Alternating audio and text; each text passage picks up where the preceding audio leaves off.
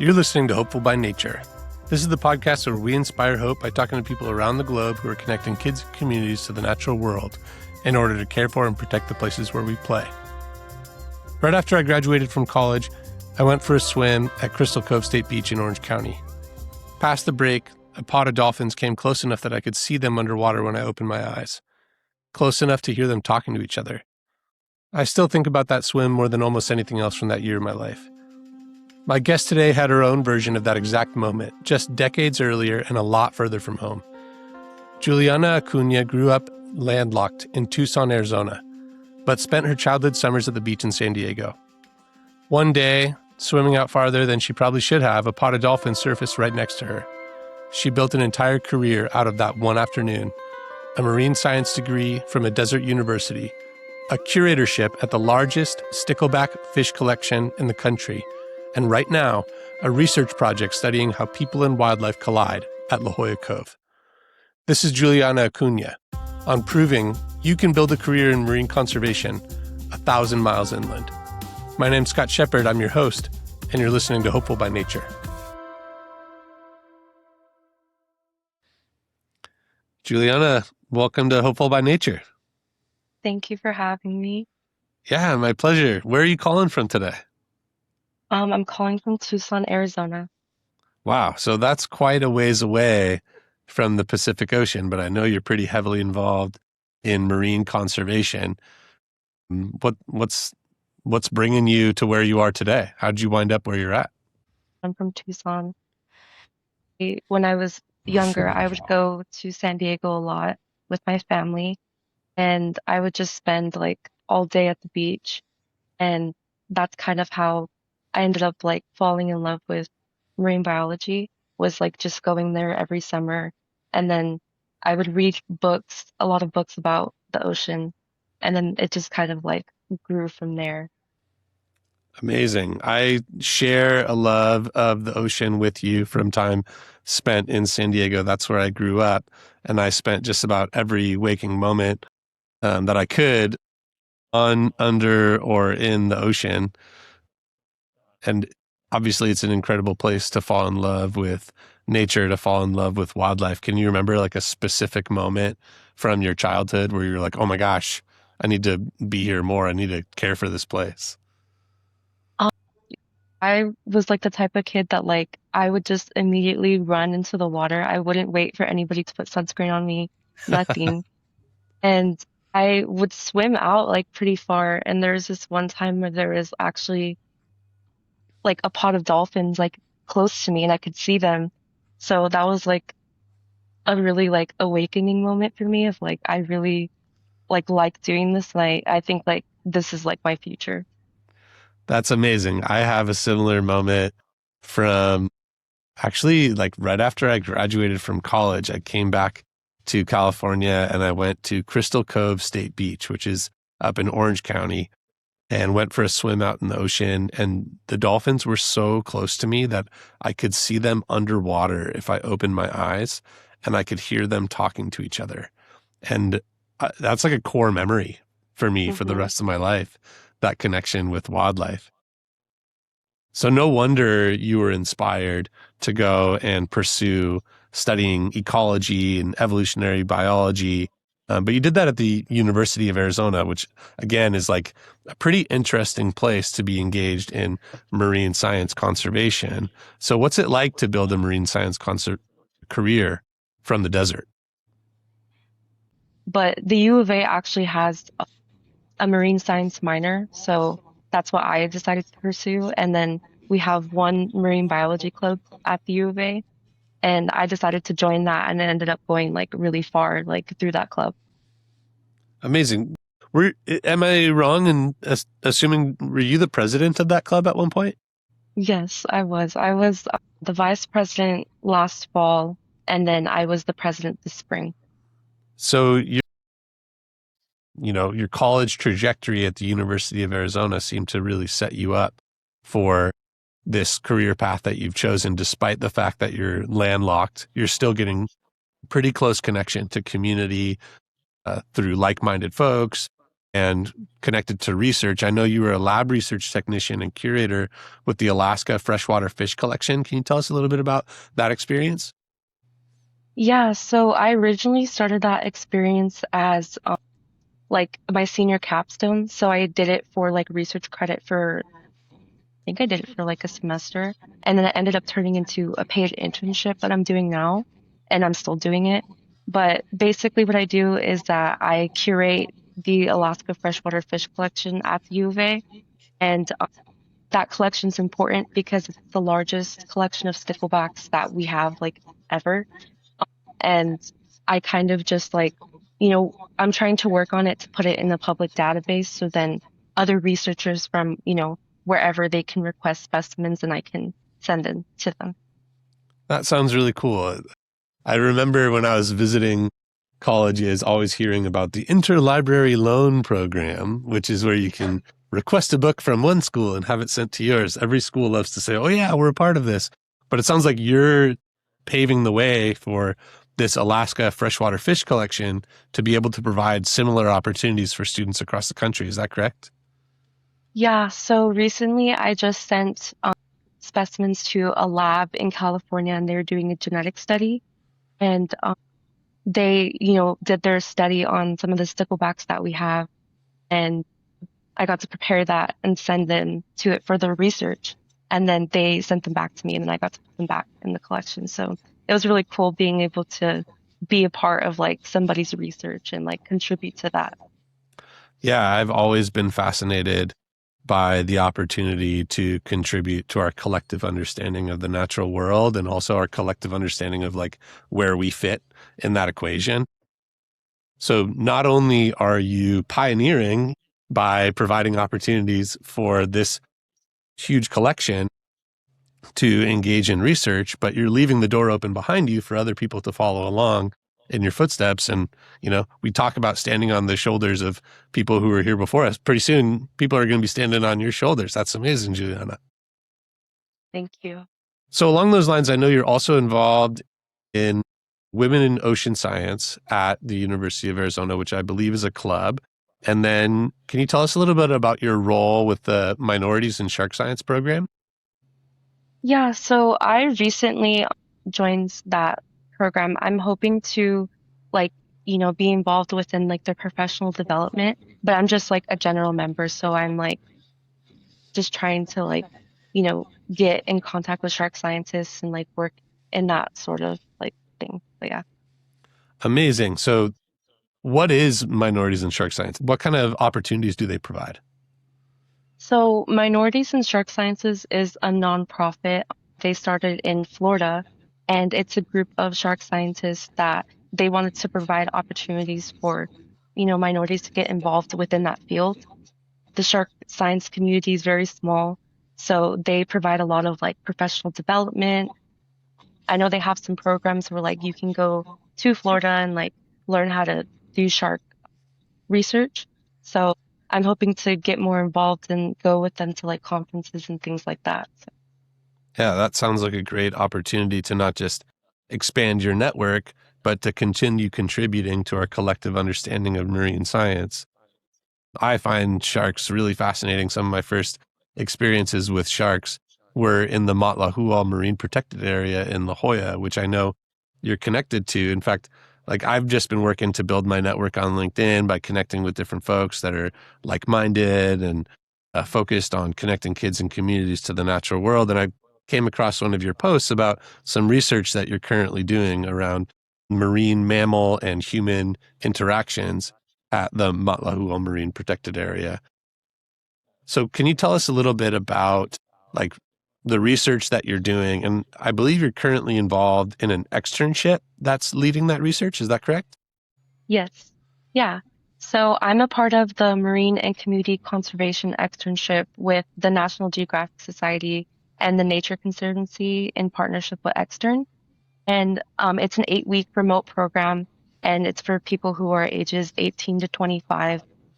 And you basically get to conduct like a marine conservation project in 8 weeks and create like a story map and be able to tell a story about a conservation issue that means a lot to you. So I chose to do my project on the human wildlife interactions in La Jolla. The very first guest that we had on Hopeful by Nature was a young woman in Cameroon who was involved in this same externship through Extern. Her name was Really Forba cool. Sandra Nguemeto, and she's leading the very first ocean literacy education program in the country of Cameroon. So I should see if I can get you two connected. I'm sure you'd have lots to chat about. So you mentioned human wildlife interaction patterns in La Jolla. So there's all kinds of different animals that call that place home. I know I've interacted with leopard sharks, with sea turtles, with Garibaldi, with sea lions and harbor seals. What kind of human wildlife interactions are you studying at the moment? I'm Some of the interactions that are most common that are happening right now is just people getting too close. Also, as of right now, the California sea lions are like doing their pupping season, so they're having a lot of births on the cove. So mostly the main issues are like people touching pups, and if you touch a pup, a mother will abandon it because they won't recognize the smell. Yeah, and obviously we don't want to be causing mass die-offs of new pups during pupping season in such an incredible place. I'm always surprised by the audacity of people to go and touch wild animals. I think it's pretty common for people to not recognize that these animals are wild because they're in a place that's so accessible to them. I used to work with California State Parks, and one of the interpretive programs that I managed was at Año Nuevo State Park up on the Central Coast, and we have elephant seals there. And one of the most famous questions that a visitor ever asked was, where do you put the animals at night? And obviously these are wild animals. We're not putting them anywhere at night. They're choosing to come to this place. They're choosing to leave when they want. The same is true for those animals in La Jolla. What's surprising you about what you're learning about these human wildlife interactions?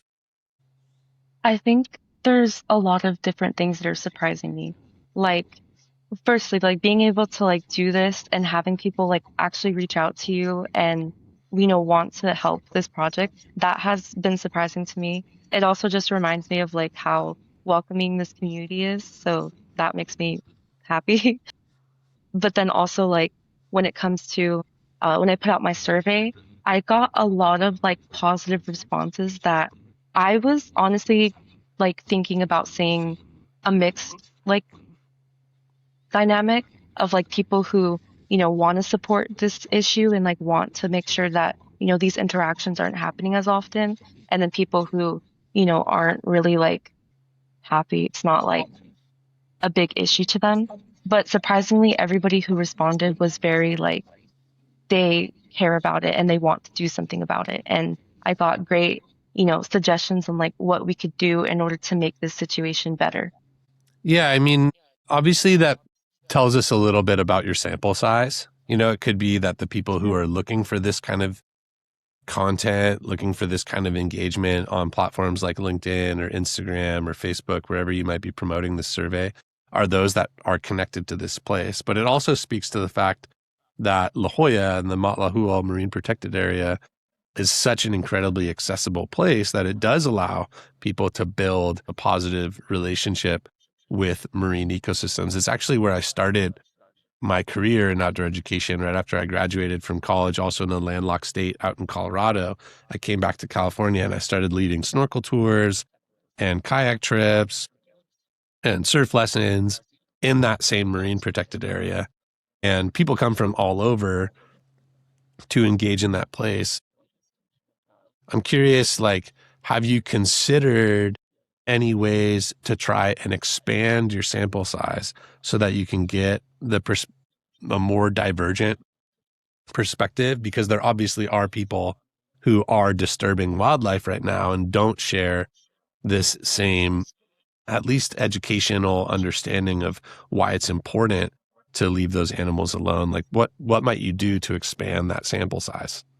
So one of my goals is that I was hoping to actually like make a flyer with the QR code to the survey and post it like at multiple places from like the children's pool to La Jolla Cove. I also reached out to some organizations like the Seal Society, and they were willing to support me with this project. So I'm hoping that I can get more involved with them, and see if we could like have some sort of way where we can actually get responses from people that aren't in the area that go and see the cove and the children's pool. Yeah. I mean, obviously that would be fantastic, but that's one of the challenges of doing this kind of research from afar. Um, the world is smaller. Obviously, I'm in Santa Cruz, you're in Arizona, and we're able to connect at just the click of a button, but it's not so small that you're able to expand your reach to all those visitors in La Jolla unless you've got boots on the ground. But it sounds like you're building those relationships, and that's really cool. So aside from like gathering data from folks, what do you feel like these next steps are of your research? What do you feel like can and should actually be done to try to mitigate negative human to wildlife interactions in the Cove or other places on the California coast? Yeah, so I am hoping that like once I finish this project that I can turn it into something where I kind of wanted to make like a self-guided like audio tour where you can walk through the cove and like kind of listen to some of like the history and also like, you know, just like the human wildlife interactions that are happening and like give like you know, stay 50 feet away from the animals and like just like things like that and how people can get involved with like, helping like decrease like the amount of like this these problems are happening. But I'm hoping that I can actually obtain a grant and hopefully, from a more research scientist perspective, create a project where I can actually like focus on this issue and measure it long term. So it sounds like you're not just doing research, but you're considering doing action research to try and go and influence human behavior in that environment by creating new educational resources. Like as an environmental educator with a background in interpretation, I've worked really closely with folks to design this type of communication, and it can be really challenging to change people's behaviors and also to evaluate a change in behavior over the long term is really tough. Like, what are some of your goals or your hopes and dreams to be able to achieve some of what you're outlining? So I'm hoping that because I'm really interested in like, not only just like the people side of it, but also like when it comes to the animals too. So I'm hoping that like if I could map out exactly where these issues are happening and then maybe put like some educational resources in the areas and then over time hopefully compare it to like if it's getting better with like especially during like pupping season or like right now it's like peak tourist season. So like everybody's going to the cove because it's summertime. So I'm hoping that I can actually see a difference if like education and outreach would actually help, this issue. Yeah. I mean, if we look at research of environmental education and interpretation all across the country, we see that that kind of education does have an influence on human behavior, particularly as it relates to their environmental attitude, their environmental awareness, their understanding of how to engage with the environment. And I really like that specificity that you describe of mapping out geographically where negative human to wildlife interactions are happening. Because we can make assumptions. We see all kinds of things on social media about negative human to wildlife interactions that are happening specifically at the Cove, but it's not limited specifically to that area.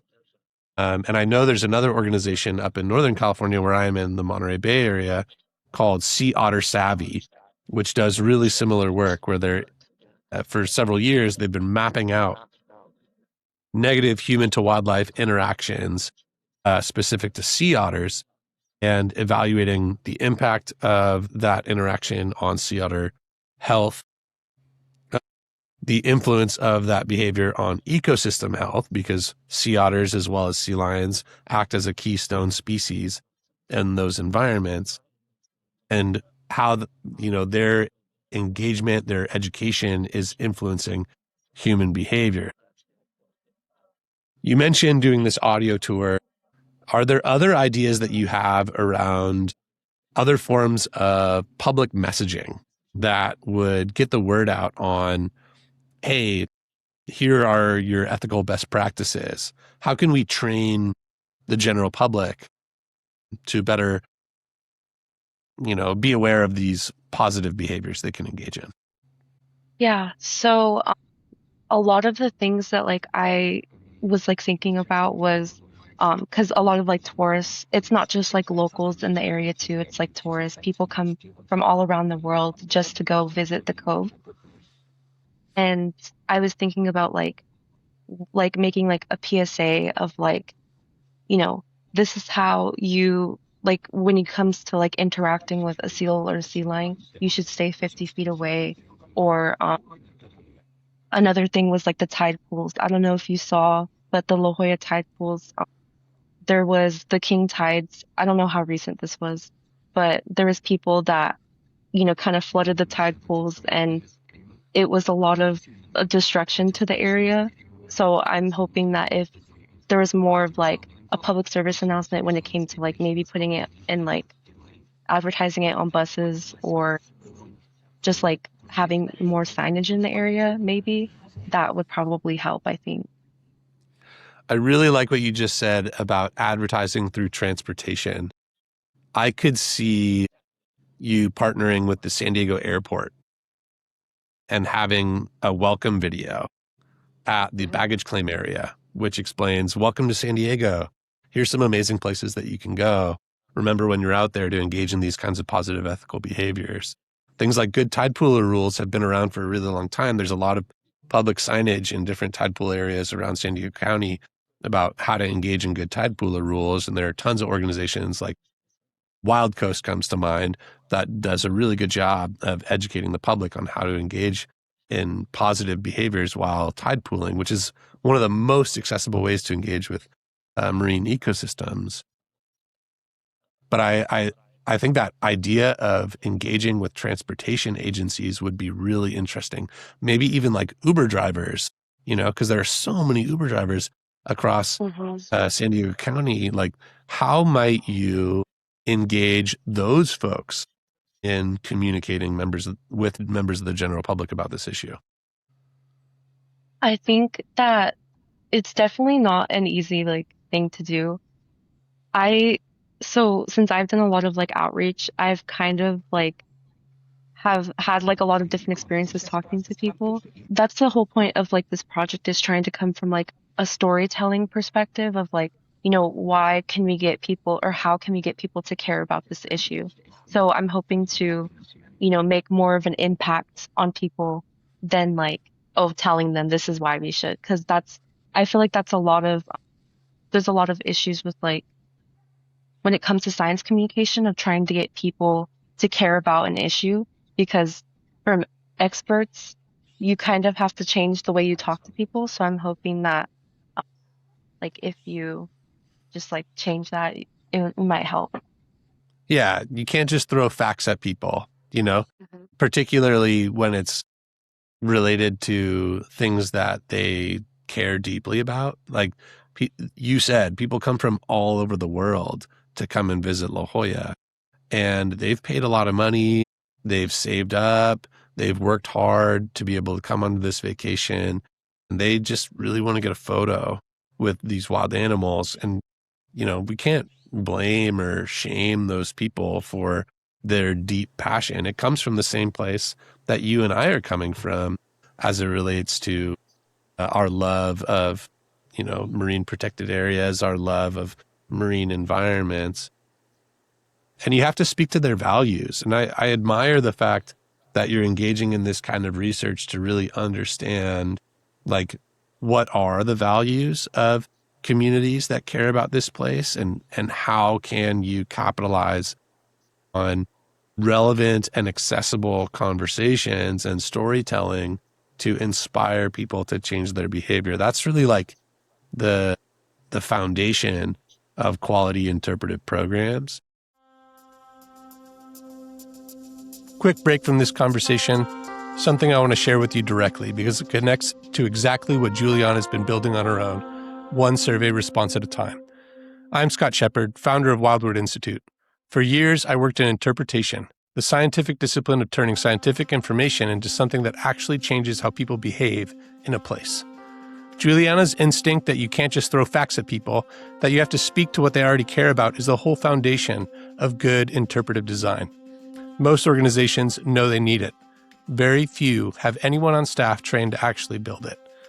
Through the field program audit, I work with organizations to look honestly at how their public-facing education and outreach is actually built, what's working and what's not, where a little bit of interpretive design can make a measurable difference in how people treat the places you're trying to protect. If that's a conversation worth having for your organization, I'd love to talk. You'll find the details at wildwardinstitute.net. That's WILDWARD institute.net. Now, back to Julianna. I could also see San Diego County Parks Department investing in some public interpretation programs that would educate members of the general public on like how amazing the underwater canyon of La Jolla is, how incredible it is that we have access to that resource, and then just slip in some information on how they can help to care for and protect that place. So folks that are listening to this podcast, it sounds like what Julianna is saying is like, start engaging people in conversation, start understanding what their values are, start understanding why they're visiting marine places. That has a lot to do with the type of work that we're doing at Wildwood Institute as well, is like helping people to speak to the values of the communities that they want to serve so that they can inspire collective action to care for and protect places where we play. And I know, Julianna, like you're also in the process of trying to start up a new organization, trying to start up a new nonprofit. Can you tell us a little bit about your vision for that nonprofit program after you've completed your externship? Yeah, so I've always had this dream of like starting a nonprofit. When I like in like my early undergrad, I got into mentoring, and that became like a huge part of my life. And I hope that, through a nonprofit, I can do mentorship, mentoring students on like pursuing STEM degrees, hopefully more people getting into marine biology and things like that, and just having more diversity in that field.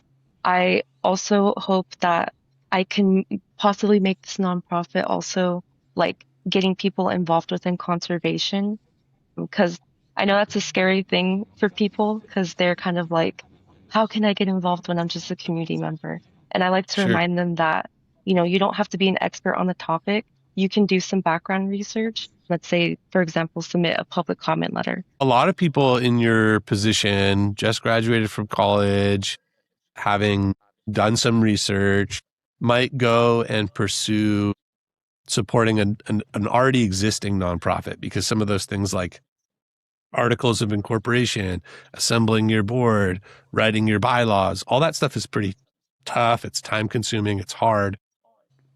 What inspires you to start your own program instead of going and lending your talents and skills, which you obviously have, to an existing organization? I just feel like that if I started my own nonprofit, I can also have like, my sort of like creative freedom, but also like I can make it as unique as I want. And there's like a lot of great programs, and I support a lot of great nonprofits, but I want to kind of like not only make this like a mentorship not opportunity, but also like an opportunity for like people to get involved with like also science communication and outreach and things like that. And, just find their own place within this like field. So it sounds like your nonprofit has a vision of engaging people in quality environmental experiences, quality mentorship, highlighting STEM career pathways, engaging people in science communication to influence public behavior, and engage in conservation. Like, that's very admirable. And there are so many nonprofits that are aiming to do that similar work. As I have been developing Wildwood Institute, I've been talking to a lot of people like yourself that are really, really interested in holding a vision for their work. And my one thought is always around, how can we hold a shared vision together? How can we bring these nonprofits that have shared goals? Because there are so many that want to improve access to STEM career pathways, who want to diversify communities that are engaged in STEM, that want to improve access to quality environmental experiences, quality environmental conservation opportunities. Like, we should be working together. So I'm hopeful that if there are folks listening to this podcast that are hearing what you're saying and like nodding, let's have them reach out to you. What are some of the ways that people can learn more about you and your work? So, I mean, my LinkedIn, obviously, I like started that like my junior year, and I have kind of like grown it like ever since. So that's like one way where you can like connect with me. I'm also starting to try to like make my Instagram more of like science communication. So you could also follow me on my Instagram as well. What is your Instagram handle? It's at monstros_mom. Okay.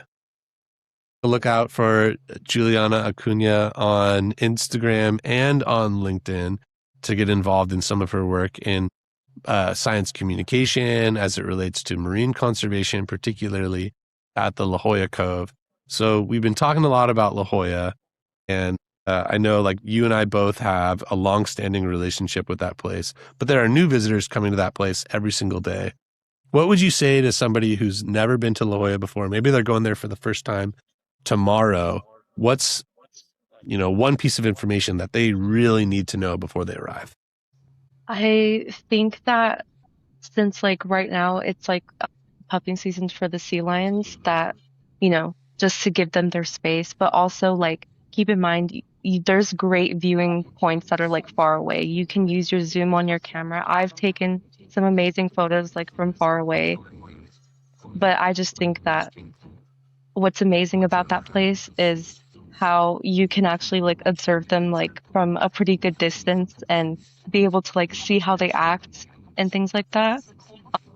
I think like for me that was pretty like life changing.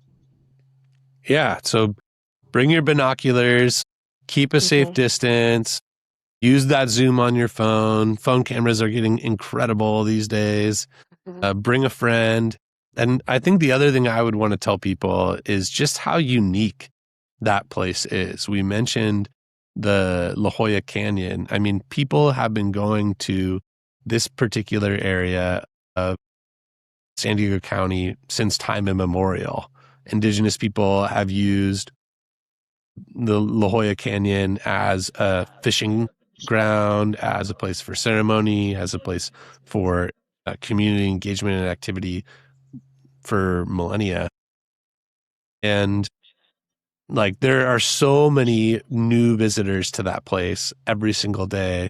They would be remiss if they just looked at the sea lions, because there's so much more to see. There's obviously tons of bird species, but there's also incredible geology. There's incredible bathymetry, which is like the shape of the landscape underneath the surface of the water. There's great waves for learning to surf, for body surfing, for splashing around, for kayaking and having fun with your friends. So I'd say, like, if we don't start to see changes in behavior, we're likely to see changes in regulation, and that would influence our ability to access that place. So for folks that are coming out there, definitely keep your distance and make safe choices. Juliana, are you familiar with the rule of thumb? Um, like what specifically? Like, Aha. So the rule of thumb is a pretty common practice in wildlife observation. And to make sure that you're a safe distance from an animal, what you do is you stick out your thumb straight up at a full arm's distance and you close one eye. If you can't cover the animal that you're observing with your whole thumb, that means you're too close. So we're talking about 50 feet for these sea lions. A lot of people might not know how far 50 feet really is. But that perspective of closing your eye, holding out your thumb at arm's length, if you can cover that whole animal with your thumb, then you're a safe distance. If not, you need to back up, not just for the safety of that animal, but for your own safety as well. So, Julianna, I always ask people before I let them go off this podcast, what's one thing that a listener can do as soon as they're done listening to this conversation? Maybe there's 5 listeners, maybe there's 50 listeners. What can they do to help care for and protect the places where we play? There's actually a lot that you can do, like as like just a community member. You can, like when you go to tide pools, there's safe tide pooling rules. You can, just like observe and not like pick up anything, but also like just observe them and watch where you step. If you see an animal that is entangled, you can call rescue lines. There's a lot of marine mammal rescue lines. And you can do beach cleanups. You can do public comment letter. There's like so many options that you can do just as being a community member that you do not have to be an expert whatsoever. So you can get involved anyway. Yeah, I totally agree. There's no reason to restrict yourself from caring for and protecting places where we play if you don't have expertise. You can go and learn more. Obviously, you can go online, you can visit your local library, you can visit your local park, you can talk to a park ranger, talk to an interpreter, and start engaging your curiosity to learn more. But you can also just make safe choices, watching where you step. That's not just for when you're tide pooling. That's for when you're walking on trail. It's for when you're out in the forest. It's for when you're in the front country or the back country. And keeping a safe distance from animals doesn't just apply to sea lions. It applies to birds. It applies to squirrels. It applies to all different kinds of wildlife species that you might see out in the backcountry. So remembering that rule of thumb is a great place to start. But yeah, Julianna, I'm just so impressed with the way that you are diving, no pun intended, deep into marine conservation from afar. And I'm 100% certain that your passion for this work is going to lead you down a pathway to have a significant impact on communities that you care about and on environments that you care about. So for all those early conservationists out there or early career scientists, Julianna is a great person to observe from afar, observe from a safe distance, whether that's online, on LinkedIn or on Instagram, and start learning how you can influence the communities and the environments that you care about. So Julianna, thank you so much. Anything else you want to share before I let you go? Anything you want to share with our audience, maybe about your work or about what they can do to help care for and protect places where we play? I think my last note would be that you can do marine biology from anywhere, even if you're in a landlocked state. I definitely did not think that was possible when I started undergrad, but as I am here now, it's definitely possible. So always chase your dreams.